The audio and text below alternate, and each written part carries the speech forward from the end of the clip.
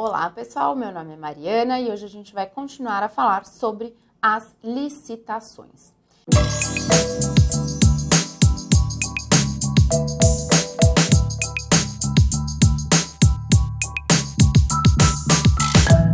Na aula de hoje a gente vai falar um pouco sobre o papel das microempresas e empresas de pequeno porte, tá bom, pessoal? Nas licitações, gente, as microempresas e empresas de pequeno porte, elas terão um tratamento simplificado, um tratamento diferenciado, que visam incentivar o seu crescimento, tá certo? A Lei Complementar 123 de 2006, até rimou, estabelece as regras para este tratamento diferenciado das microempresas e empresas de pequeno porte. A primeira coisa que esta lei complementar prevê, pessoal, é um empate ficto. Na aula passada, nós vimos os critérios de desempate entre empresas comuns. Aqui, gente, a lei complementar 123 de 2006, ela prevê um empate ficto. O que é isso? Estará empatada com as empresas comuns, a microempresa ou a empresa de pequeno porte que ofereça a proposta até 10% superior à proposta mais vantajosa, tá certo? Então, nós temos a proposta mais vantajosa que foi dada por uma empresa comum. Será considerada empatada com essa melhor proposta as propostas das microempresas e empresas de pequeno porte que superem o valor em até 10%. E o que acontece nesses casos, pessoal? A administração pública irá convocar as microempresas e empresas de pequeno porte, irá estabelecer um ranking entre elas, até esse limite de 10%. Então, haverá aquela que foi primeira colocada, certo? Aí a administração pública fala para ela, dá a oportunidade para que ela, então, abaixe o preço e nivele a sua proposta com a proposta mais vantajosa ofertada pela empresa comum, tá certo? Aqui, gente, caso a microempresa ou empresa de pequeno porte nivelar a sua proposta, abaixar o valor para que se chegue àquela proposta oferecida pela empresa comum, a administração pública, então, contratará esta microempresa ou esta empresa de pequeno porte, tá certo? Caso ela não consiga abaixar o preço, então a administração pública irá até a segunda melhor colocada dentre as microempresas e empresas de pequeno porte. E assim sucessivamente. Se nenhuma dessas MEs ou EPPs que estejam dentro dessa margem de 10% acima, se nenhuma delas conseguir abaixar o valor, aí sim será vencedora a proposta originalmente feita, aquela proposta feita pela empresa comum, tá certo, gente? Esse valor de 10%, gente, é a regra geral.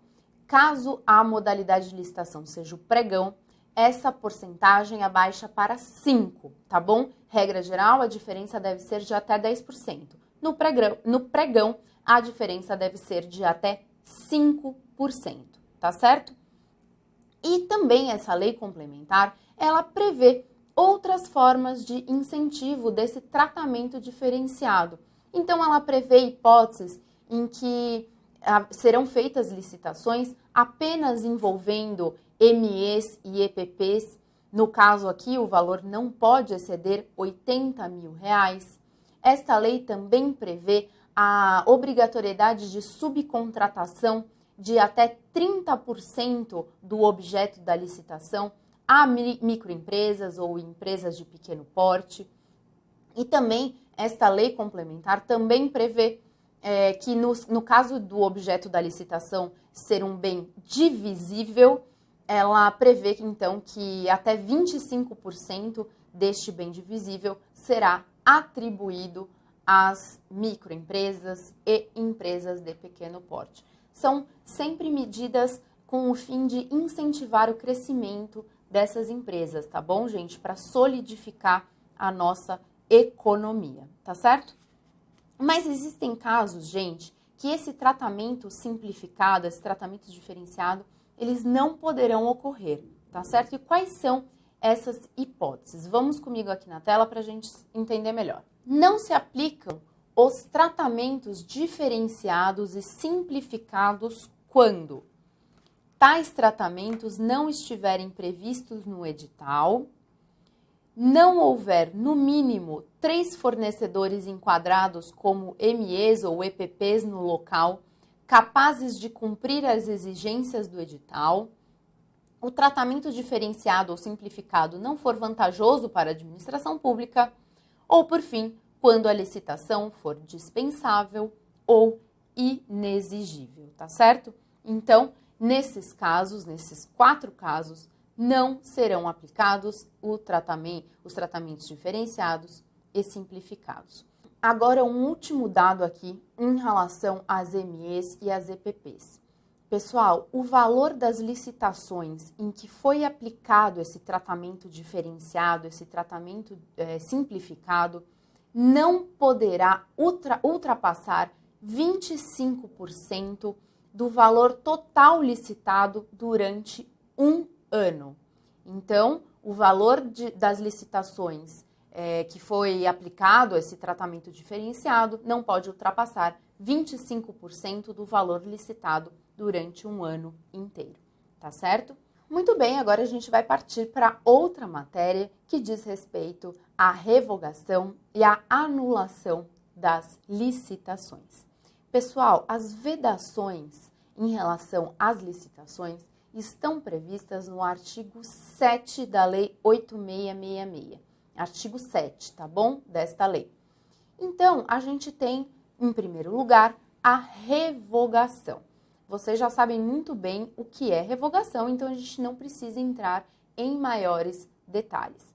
Aqui, pessoal, a revogação, ela será feita em 2 casos apenas, tá certo?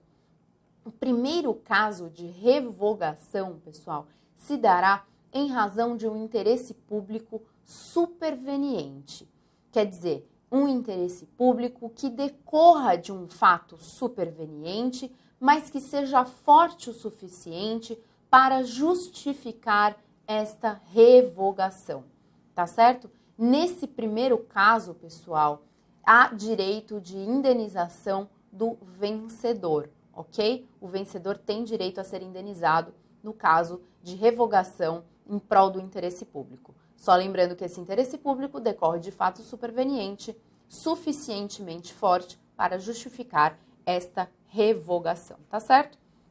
O segundo caso de revogação, pessoal, ocorre quando o vencedor não assina o contrato. Após a licitação, gente, haverá assinatura de um contrato. Então, há revogação quando o vencedor do certame não assina este contrato, tá certo? E também nós temos as hipóteses de anulação. Vocês sabem muito bem que um procedimento é anulado quando ele possui um vício de ilegalidade, tá certo, pessoal? Na anulação, gente, não há direito de indenização, salvo se o contratado já tiver cumprido parte do contrato ou caso ele comprove algum prejuízo. Então, a anulação, regra geral, não gera direito à indenização, salvo se o vencedor da licitação já tiver cumprido parte do contrato ou se comprovar algum prejuízo. Agora, importante, gente, a nulidade da licitação, ela induz a nulidade do contrato. Prestem atenção, se a licitação for nula, o contrato também será, tá certo? A anulação da licitação implica na anulação do contrato. Isso é muito importante. Sempre cai essa informação, tá bom, gente? Então, guardem bastante.